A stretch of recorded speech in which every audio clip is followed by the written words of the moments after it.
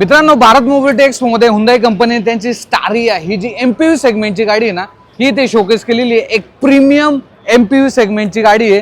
Front look तुम्ही पाहू शकता। नॉर्मली आपण हुंदाईच्या ज्या कार पाहतो त्याच्यापेक्षा तुम्हाला वेगळं जे डिझाइन आहे हे या गाडीमध्ये पाहायला भेटतं।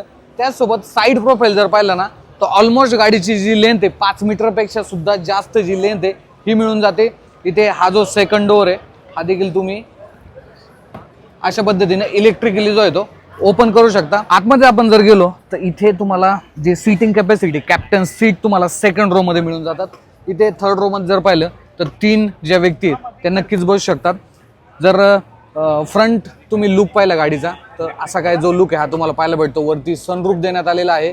त्याचसोबत इथे देखील जो सनरूफ आहे हा तुम्हाला सेकंड रो मध्ये मिळून जातो। सो एक प्रीमियम लेवलचं इंटेरियर तुम्हाला या गाडीमध्ये पाहायला भेटतं।